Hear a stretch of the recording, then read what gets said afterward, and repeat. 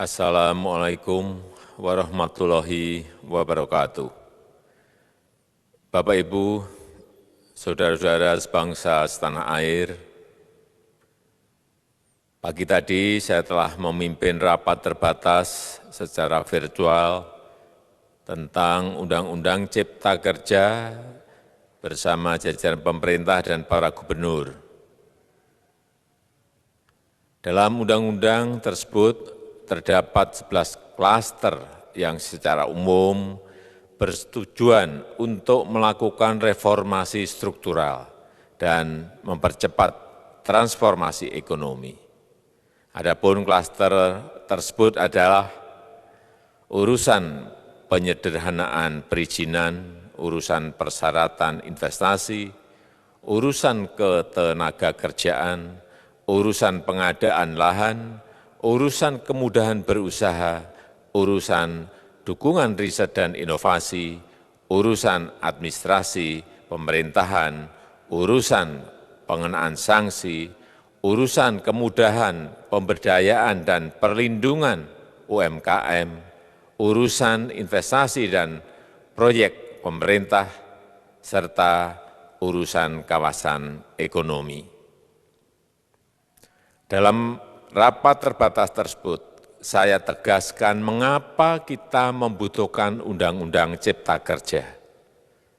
Pertama, setiap tahun ada sekitar 2,9 juta penduduk usia kerja baru, anak muda yang masuk ke pasar kerja, sehingga kebutuhan atas lapangan kerja baru sangat-sangat mendesak. Apalagi di tengah pandemi, terdapat kurang lebih 6,9 juta pengangguran dan 3,5 juta pekerja terdampak pandemi COVID-19.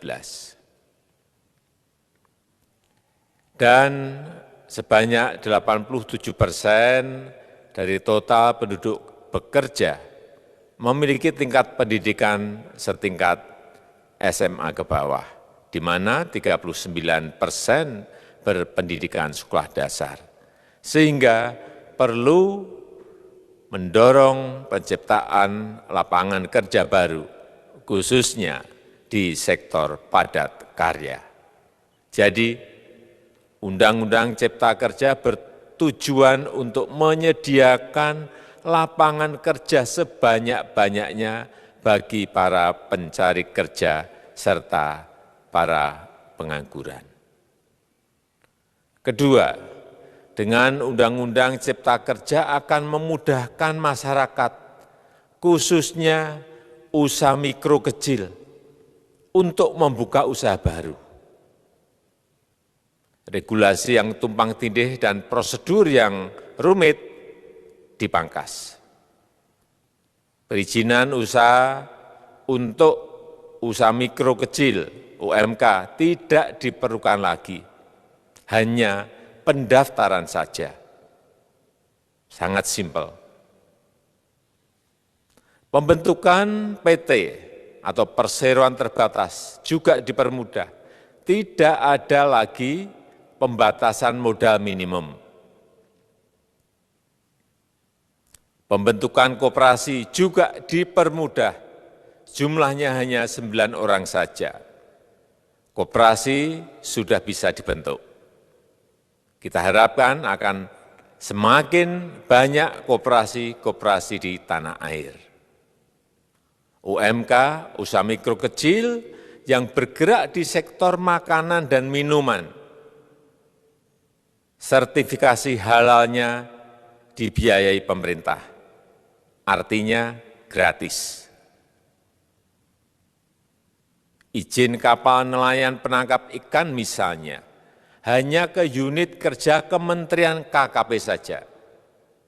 Kalau sebelumnya harus mengajukan ke Kementerian KKP, Kementerian Perhubungan, dan instansi-instansi yang lain. Sekarang ini cukup dari unit di Kementerian KKP saja. Ketiga, Undang-Undang Cipta Kerja ini akan mendukung upaya pencegahan dan pemberantasan korupsi. Ini jelas karena dengan menyederhanakan, dengan memotong, dengan mengintegrasikan ke dalam sistem perizinan secara elektronik, maka pungutan liar, pungli dapat dihilangkan. Namun, saya melihat adanya unjuk rasa penolakan Undang-Undang Cipta Kerja yang pada dasarnya dilatar belakangi oleh disinformasi mengenai substansi dari undang-undang ini dan hoax di media sosial. Saya ambil contoh, ada informasi yang menyebut tentang penghapusan UMP, upah minimum provinsi, UMK, upah minimum kota kabupaten, UMSP, upah minimum sektoral provinsi. Hal ini tidak benar, karena faktanya upah minimum regional, UMR, tetap ada. Ada juga yang menyebutkan bahwa upah minimum dihitung per jam. Ini juga tidak benar. Tidak ada perubahan dengan sistem yang sekarang. Upah bisa dihitung berdasarkan waktu dan berdasarkan hasil.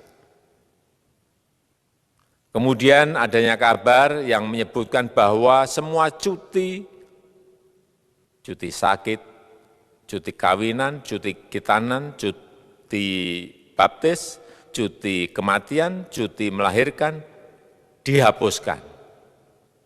Dan tidak ada kompensasinya. Saya tegaskan juga ini tidak benar. Hak cuti tetap ada dan dijamin. Kemudian apakah perusahaan bisa mem-PHK kapanpun secara sepihak? Ini juga tidak benar. Yang benar, perusahaan tidak bisa mem-PHK secara sepihak. Kemudian juga pertanyaan mengenai benarkah jaminan sosial dan kesejahteraan lainnya hilang. Yang benar, jaminan sosial tetap ada.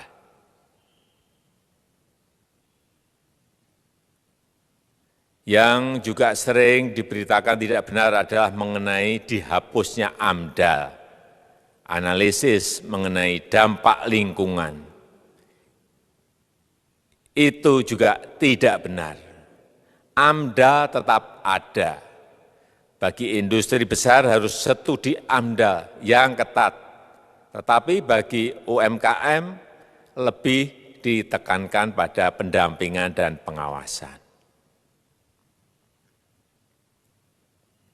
Ada juga berita mengenai Undang-Undang Cipta Kerja ini mendorong komersialisasi pendidikan. Ini juga tidak benar. Karena yang diatur hanyalah pendidikan formal di kawasan ekonomi khusus, di KEK. Sedangkan perizinan pendidikan tidak diatur di dalam Undang-Undang Cipta Kerja ini. Apalagi perizinan untuk pendidikan di pondok pesantren. Itu tidak diatur sama sekali dalam Undang-Undang Cipta Kerja ini. Dan aturannya yang selama ini ada tetap berlaku. Kemudian diberitakan bahwa keberadaan bank tanah.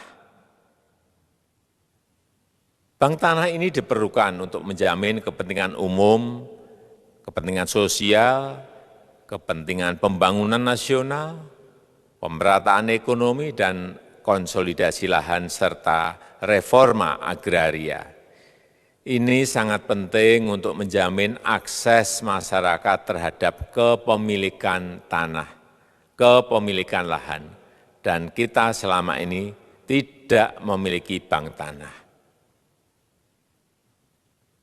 Saya tegaskan juga bahwa Undang-Undang Cipta Kerja ini tidak melakukan resentralisasi kewenangan dari pemerintah daerah ke pemerintah pusat. Tidak ada.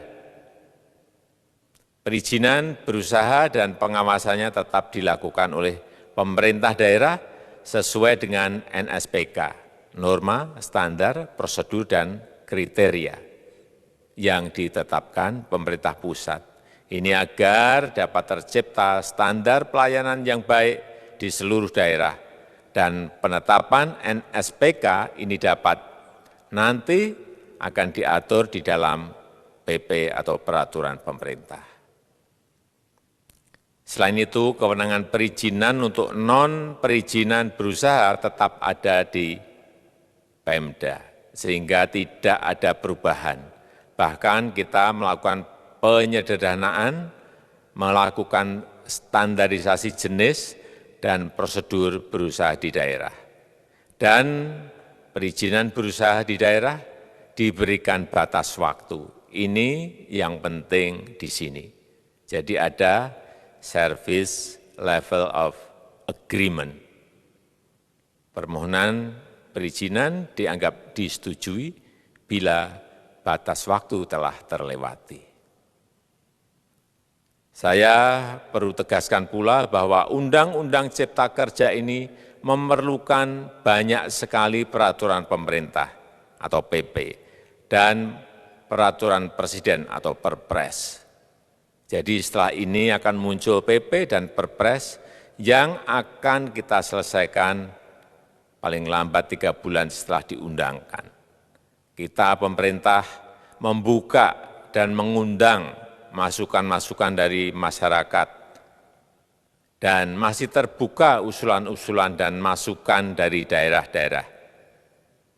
Pemerintah berkeyakinan melalui Undang-Undang Cipta Kerja ini jutaan pekerja dapat memperbaiki kehidupannya dan juga penghidupan bagi keluarga mereka. Dan kalau masih ada, jika masih ada ketidakpuasan terhadap Undang-Undang Cipta Kerja ini, silahkan mengajukan uji materi atau judicial review melalui MK, Mahkamah Konstitusi. Sistem ketatanegaraan kita memang mengatakan seperti itu. Jadi, kalau masih ada yang tidak puas dan menolak, silahkan diajukan uji materi ke MK. Saya rasa itu yang bisa saya sampaikan pada kesempatan yang baik ini. Terima kasih. Wassalamualaikum warahmatullahi wabarakatuh.